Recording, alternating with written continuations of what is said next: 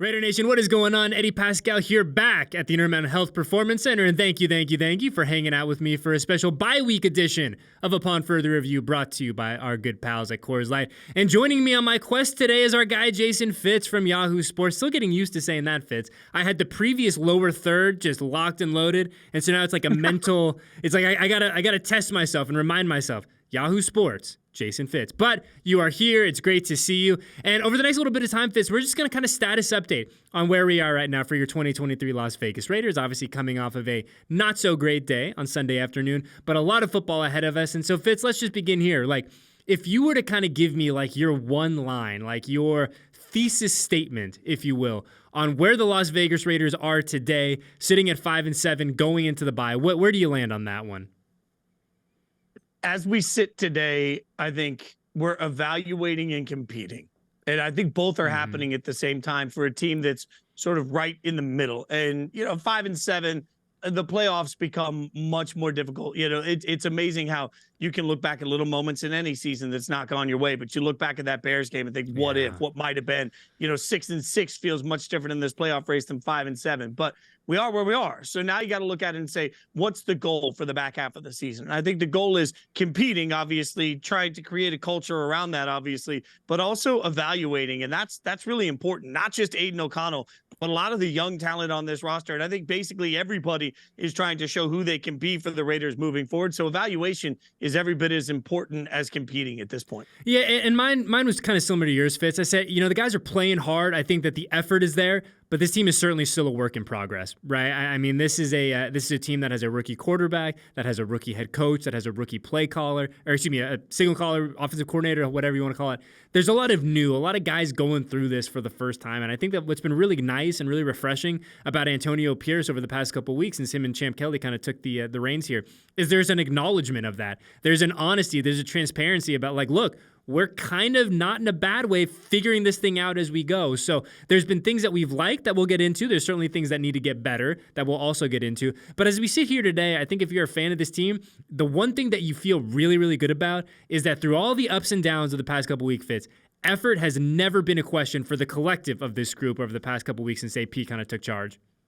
No, you see a swarming to the football. You see speed that we hadn't seen before on the defensive side of the ball, really. You see guys moving quickly and reacting quickly. There's a lot of things that you can look at and say, man, there's a lot of pretty good to this team. Like, I know that sounds like a shot, but it isn't. Like, when you can get to the spot where you look at it and say, man, there's a lot here that I feel good about as a fan or as an analyst, that means something. And you've definitely seen that. You've seen a different level of effort. You've seen a different level of energy. You've seen a different level of passion on the field. Back-to-back weeks against the Dolphins and against the Chiefs, I think it's fair to look back as much as people wanted to qualify the two wins. Well, it's just the Jets and the Giants. Well, okay, then let's send the same qualifications to the two losses. Like, you competed against two of the better offenses that you will ever see throughout the course of the year. I know the Chiefs having a down year, but you still competed against Mahomes and you competed against the Dolphins in ways that, frankly, I didn't think they would. So two games that looked better than the final score looked on both of them. I think that's got to be part of it. You're still playing. You're still bringing the energy, even though there may not be as much to play for right now. Yeah, and the effort is unquestioned, right? I think that the kind of passion that Antonio Pierce has brought to this building is evident when you go see those guys out there on a game day. But Fitz, let's start here. Like, effort aside, right? Because the effort is something that we've talked so much about. But in terms of like on the field, A, B, C, X's and O's type stuff. What is one thing that we like as we sit here right now? And look, there's a lot of things that we'll get into that need to be better, understandably, as the team sits here 2 games under 500. But like, what do you like? What is, as a fan, right? We talk about you being able to put your fan hat on, your analyst hat on. And when you kind of put both of them on at the same time, Jason Fitz, what do you like about the 2023 Raiders? I think there's a lot to like. Let's leave Max out of this equation because we don't need to spend the whole time talking about what we know. Yeah. I think there's a lot to love at this point about the continual growth we see from Nate Hobbs. The injury obviously derailed season 2. I think we've seen that the beginning of that leap for Nate Hobbs, like somebody that gets in there, not afraid to tackle, not afraid to make contact, reads really well. You can tell that guy spends so much time studying because recognition of play seems to be something that he's really strong at. So I think Nate Hobbs is on that list. And I will also put the linebacking core on that list. I think that this year, while their injuries have obviously meant that there's been a bit bit of a revolving door. When Divine Diablo has been in the game, it makes a palpable difference, right? Like, and then you look at Robert Spillane, somebody that has had huge plays, but also above and beyond just the highlight plays, has consistently been in the thick of the action.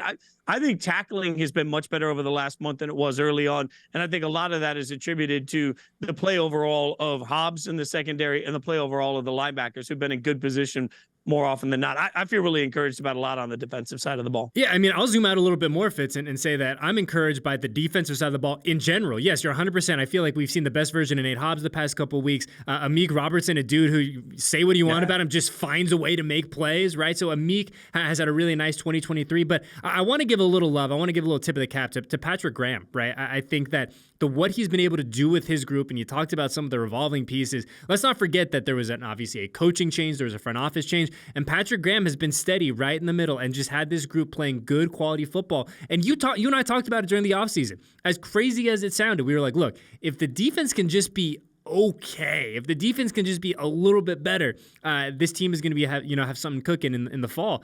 And as wild as it is, and we've talked a lot about the identity of this team and what's the strength of this team. When this team's rocking, dude, this is a defensive team. Like, you look at that first quarter against the Chiefs, this was a defensive team. This was a ball control. We are not going to let you get anything on us team. And Patrick Graham deserves a ton of credit for what he has done in 2023. Certainly coming out of last year, I think the fan base, for obvious reasons, wanted his group to be better, needed his group to be better. And to his credit, man, he looked around and said, we're going to be better in 2023. And week after week after week, this isn't a flash in the pan. This isn't like a month or a week. Like, this is a really good top to bottom defense in 2023. And Patrick Graham deserves a ton of credit for kind of building that through some of the ups and downs of the season. Now let me go back in time, and I'm going to take you and I back to, let's say, 4th of July week. We're hanging out, we're doing the show. Yep. And I tell you that this defense has turned into at least a competent middle third of the league, like top half of the league. It's right in that range, right? And you did it with Marcus Peters getting cut and with Chandler Jones, for obvious reasons, never seeing the field. Now, if we go back to June and say, by the way, Marcus Peters is going to get cut and Chandler Jones is never going to see the field, and it's going to be a top half of the league defense, it's going to be a competent, competitive defense at this level, you and I never would have bought that. Nope. Never would have bought that. And I think I'll expand on that a little bit more, too, where, I think when Robert Spillane was signed, I think I had the reaction of, okay, that's a nice signing. Like, let's see what he's got. This guy's playing at a Pro Bowl level, Fitz. I mean, this is a guy who's won AFC Defensive Player of the Week at least once. I'm trying to remember if he did it a second time, but this is a dude who's playing an incredible brand of football, has really ingratiated himself to this fan base in an incredible way at a really rapid rate. And we talk about some of the hits of this offseason. I mean, Robert Spillane is going to be at the top of that list. The guy's playing out of his mind and is really a catalyst for a lot of what Patrick Graham wants to do defensively. And I just looked it up to double check. He's 27. So, that's part of when you start talking about what we're looking for moving forward. Building blocks, people that, and I'm not even talking about superstar building blocks, because what this team has taught us over the course of the last 2 years is that having stars isn't enough. You have to have depth. You have to have talent all across the roster, right? So, stars isn't a problem. You got to look at this defense and say, hey, if I told you right now, today, that this defense next year would feature, obviously, Max Crosby, but that Robert Spillane would be back, and that Nate Hobbs would be back, and that Trayvon Merrick would be back and continue to play the way he's played, I think, throughout the course of this year, that Amik would be back and continuing to grow. There are now pieces that you look at and say, yeah, I feel really good about that. Of course, if you look at the offseason already, you say, what are the things, like having another edge rusher that can get after the quarterback is something this team is trying to identify. I think Malcolm Kuntz has developed into somebody that's given some valuable snaps, but he's not developed into some superstar. He hasn't developed into what anybody hoped that Tyree would be this year or hoped that Chandler Jones would be this year. There is some level of just, hey, as you develop into the future, part of what this team needs to figure out over the course of the rest of the season is who are your blocks, your foundational pieces. Spillane is a foundational piece. Hobbs is a foundational piece. Merrick, I think, has become a foundational piece. He's going to be around.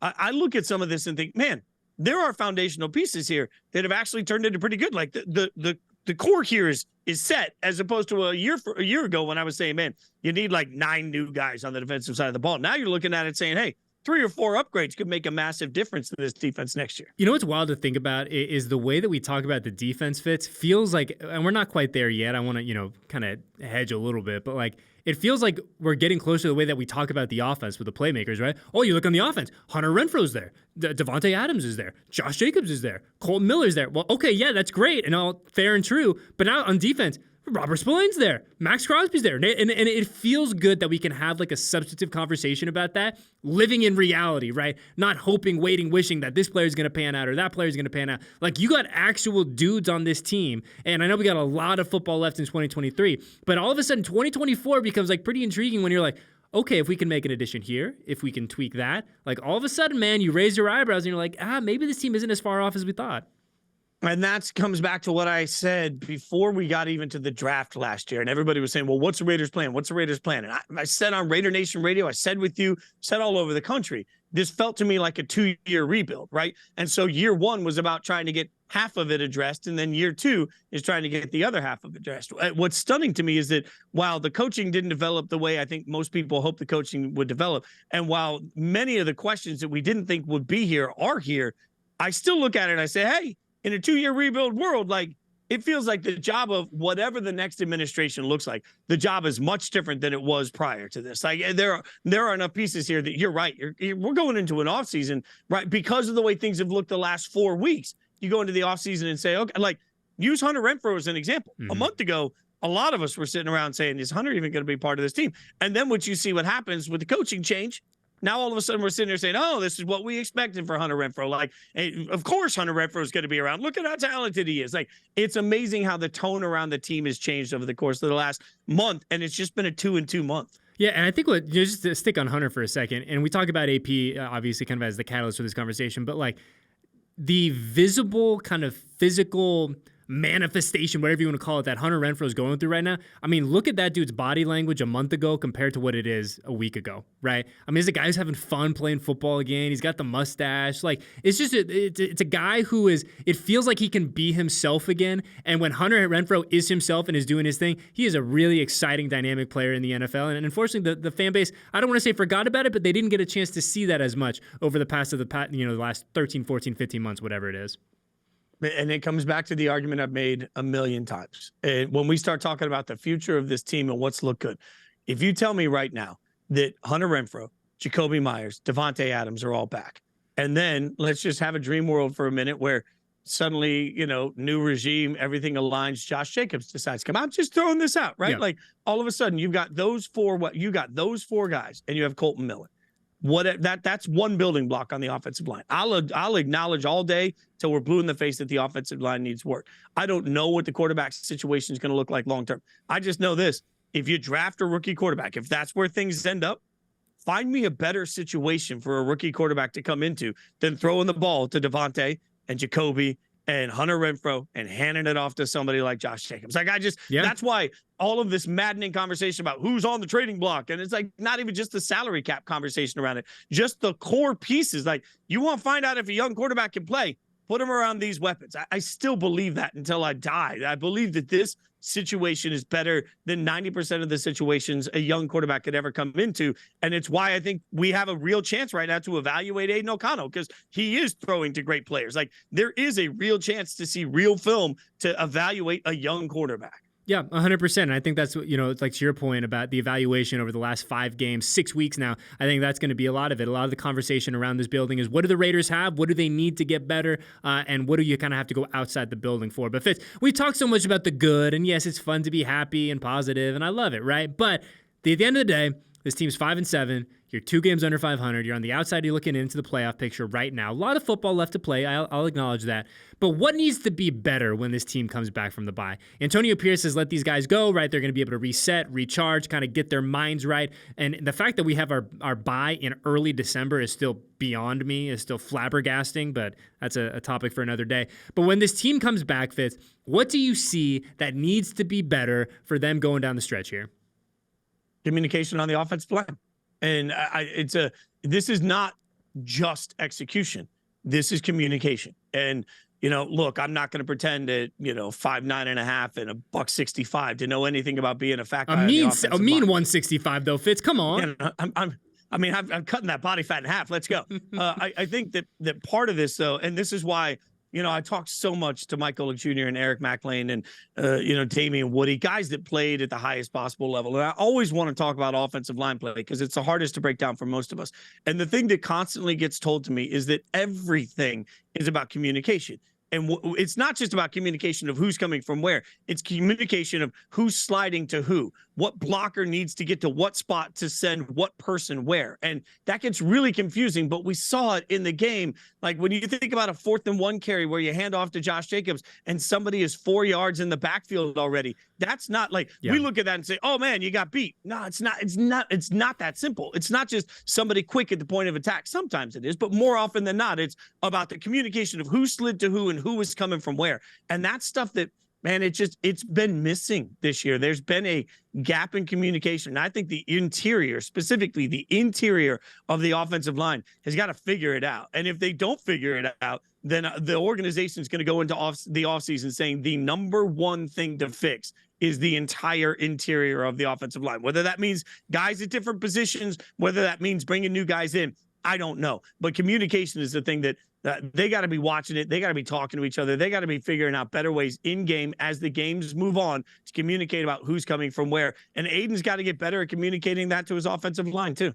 Yeah, I mean, at the end of the day, Fitz, right? You can be Marcus Allen back there, but if you're getting hit 5 yards behind the line of scrimmage, you ain't going anywhere, right? And that's just reality. And unfortunately, we have seen a lot of those moments in 2023 where Josh gets the ball, doesn't even have a chance to make a move, doesn't even have a chance to dissect and see what's in front of him because there's 2 guys up in his grill. And I think for me, Fitz, when I look at what has to be better, and certainly there's a lot of things that have to be better, but for me, it all comes back to consistency. Because we've seen bits and pieces of it, right? We look at that first quarter and a half against the Chiefs. You're up 2 touchdowns on the defending champs. The defense is flying around. The offense is in rhythm. Aiden O'Connell is in the zone. Josh is getting his touches. It looks the way that we've all wanted it to look. But then the Chiefs come around. The second quarter comes around, you wake up, and it's a 31-3 Chiefs run, and at the end of that game doesn't really feel all that competitive. We've seen it for bits and pieces, right? We've seen it for a half. We've seen it for a quarter. We've certainly seen it for drives, but we haven't seen it yet for a full 60 minutes. I don't think even in any of our wins, Fitz, you can say that was a great 60 minutes of Raiders football, all 3 phases. Yeah, there's been bits and spurts, but let's see it for a full game. That's what I want to see, and I understand that there's so many variables that go into that. I talked earlier about the rookie head coach, rookie coordinator, rookie quarterback triumvirate. Like, that has a lot to do with it. I get it. I'm not naive to that fact, but I would love to see a little consistency coming down the stretch. And even if it's, not the prettiest, Kansas City Chiefs flying around type deal, like, I would just love to see a little consistency from this offense. I would love to see it, and I think it would go a long way as we come down through December and January. Think about this too for AP and everybody on the coaching staff that wants to go out and show that they want this job and should have this job full time. A couple of the guys I talked to were pretty harsh about the downfall of the Raiders in game. And the comment was, maybe it's on the quarterback, maybe it's on the coordinating, maybe it's on the coaching, but it doesn't seem like once you get off script in a game, there's been the best adjustments. Well, this is the chance. Like, bye week is all about self-scouting for a coaching staff. They're in there watching all of their tendencies, figuring out how to do things better. While the players are outside of the building, this is a chance for everybody in the building that's a coach to get better at what they do because they have the opportunity not to worry about an opponent, but to worry about themselves. When's the last time we saw the Raiders come out of bye week and look fresh, look different, look evolved? And that's something that we see like every single time that the Raiders play the Chiefs. We hear about Andy Reid after the bye week. Also, Fitz, not to get on my high horse conspiracy theory, Eddie, it also feels like the Raiders exclusively play the Chiefs coming off of the bye week. Every time we play them, the Chiefs coming off the bye. Let's see how it, of course. But yes, you're right. No, you're right. But this is that opportunity for the Raiders. Yes. Like, one of the biggest advantages that I think Vegas had in the first game with this new regime is that it was a new regime. One of the biggest advantages they should have coming into this game after the bye against the Vikings is that the Vikings won't have had the opportunity to just sit there and scout themselves. So I'm looking for what's different. What do we see that we didn't see before the bye from the coaching, from the play calling, from play design? Like, what are we seeing that it's the first time we've seen it? Because if we're not sitting there saying, wow, that's new, that's fresh, then I think that says something. So there's an opportunity for the coaches to really come in, cement their own legacy, and get this damn job. Like, go out and win the job. Like they tell players all the time, go win the job. Yeah, I mean, that's kind of been a constant kind of theme around the building here and then Vegas in general, Fitz, is, look,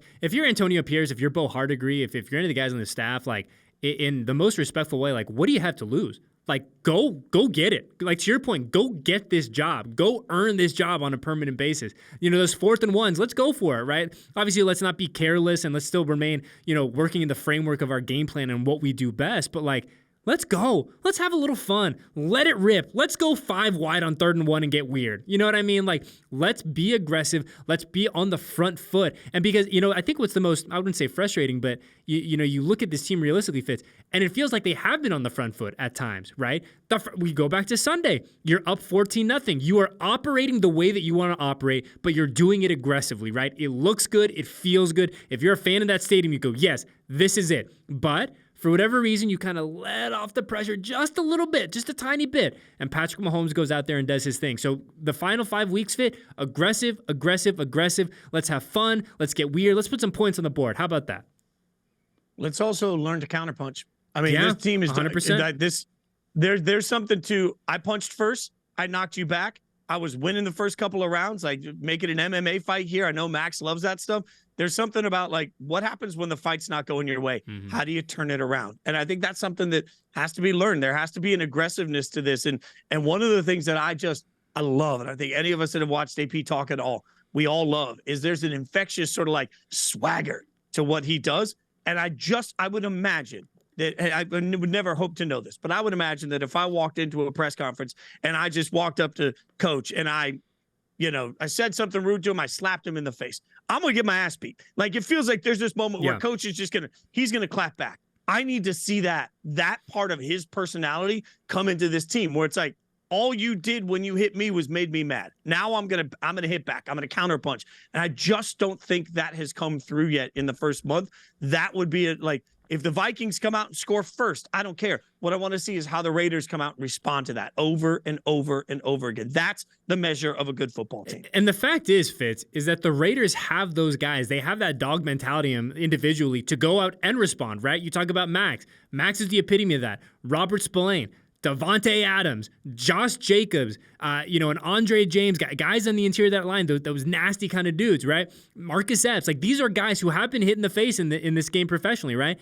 And they have all bounced back. So I think, to your point, seeing that collective bounce back, seeing, like, kind of the movie thing where you just kind of look at the blood and acknowledge it, and like, all right, game time. Like, that's what I would love to see over the final month and a half here, Fitz. But we talked about guys that have been working, right? Things that have objectively been working on this team in 2023, specifically after the coaching change. If you had to kind of give your Jason Fitz bye-week MVP, who gets it? Who is sitting, as we sit here in late November, is your guy on the silver and black that has just been that dude? Okay, so I'll leave Max out of this conversation for a second because I think we all agree it's Max, right? Like, as I've said every week, Max is the face of this franchise. And if I had a vote for MVP and Defensive Player of the Year, I would put a vote in for him on both of those. I think you can make a compelling case for he and Myles Garrett both to be MVPs and obviously both Defensive Players of the Year. So I'll take him and I'll put him aside. If I put him aside, to me, this is all about Robert Spillane. Yeah. I know we've sort of mentioned him several times, but when you just look at the consistency, play after play after play, not just the highlights, not the picks, which have been nice. It's the ability to be around and swarm around the ball at all times has been really staggering from Spillane. I think he's really put himself into that MVP conversation all day, every day. And honorable mention goes to Jacoby Myers, somebody that I had moderate expectations for. Man, Jacoby is taking full advantage of the matchups he gets because of Devontae. Like, I think 80s tag team, Devontae and Jacoby, that's one of the best tandems in the league. And I don't think that can even be questioned at this point. Yeah. And look, not great fodder for conversation. I was going to go with Spillane too. Once we decided Max was out of the mix. Like, I mean, Robert Spillane has been everything that this fan base wanted out of their middle linebacker, right? He has set the tone. He has the look. He's got the visor. He has, like I said, ingratiated himself to this fan base. He really understands what it means to be a Raider, what it means to put on that silver and black, to put on that helmet every Sunday, go out there and do his thing. And it's been a lot of fun, man. It's been a lot of fun to kind of see him grow into this role, because I think the version of Robert Spillane that we saw week 1, week 2, even in terms of how he addressed the media, in terms of his like kind of post-game stuff, it was different than the Robert Spillane that we're seeing now. I think now we're seeing a confident, a guy who understands that, hey, I'm one of the big dogs, not only on this defense, but on this team, a team captain. I think the evolution of Robert Spillane has been really, really fun to watch. But again, like, I'll go back to a guy, and I know he's not a guy on the field, but Patrick Graham, again, I think has to be in our conversation for bye week MVP, a dude who is, like I said, kept the ship afloat, kept everything right here in the middle where it needed to be. And regardless of who's playing, because he, especially in that secondary fifth, there have been so many guys that have been rotated in for a variety of reasons. This defense, week after week after week, just feels like they're getting better and better and more comfortable in what Patrick Graham is asking them to do. And Coach Graham deserves a ton of credit for that. So again, a lot that needs to be better, a lot that is working right now. But for this team to get back to their winning ways, when we do this, when do we play? Like a week and a half, 2 weeks against the Minnesota Vikings, they're going to really have to put their best foot forward. So Fitz, on our way out though, you know the deal. Where can the people find you? Well, you can follow me on social media at Jason Fitz for Instagram and Twitter. That's easy things, X, whatever we want to call it now. But also, these days? Who knows? Every Saturday morning, hanging out with the fellas on Fox Sports Radio, 5 to 9 a.m. Eastern. That's early for you guys on Pacific time, but we're out there on Saturday mornings hanging out. And then also Yahoo Sports. I'm all over all of the NFL content, fantasy football content, and college football content. So you can check out the Yahoo Sports app. Obviously, we do a bunch of quick hit videos that are a lot of fun on social media too. So if you're not following Yahoo Sports, you should be. It's not just one of the best fantasy football apps in the world. The best, if you ask me. I'm biased. But also we're doing great work on the Yahoo Sports app that I'm really proud of. So check it out. Yes, and no bye week for you this week, Fitz. We are all going to go head off and enjoy a bye week, enjoy a little relaxation, a reset, just like the players are. But you're still grinding, and we appreciate you for that. So we will see you, Fitz. We will see you in person, right, for the Viking game. Is that what I'm hearing? Is that the rumor on the Vikings street? Game. That's the rumor on the. Are we getting turnt before the game? Do we get do the kids get turnt anymore? I'm unsure. I don't know. I'm not. I'll have to go. This is my sister-in-law's great. I have a sister-in-law who's in college, so I always ask her, "Hey, is this cool? Is this not cool?" And she usually keeps me on the straight and narrow. So Ingrid, we're gonna have to text you after this, see if the kids are getting turnt or not. But regardless, it is gonna be great to see you in person. I love it every single time we get you guys to the desert. So for Eddie Paskal, my guy Jason Fitz, everyone else at Silver and Black Productions who keeps our little show afloat, we thank you. Raider Nation, enjoy the bye week. Enjoy a stress-free weekend. That's what I'm going to do. I'm going to enjoy a stress-free weekend. I'm not going to be sweating it in the fourth quarter, and I cannot wait. And we will see you guys once we get back next week, same time, same place, for our next episode of Upon Further Review.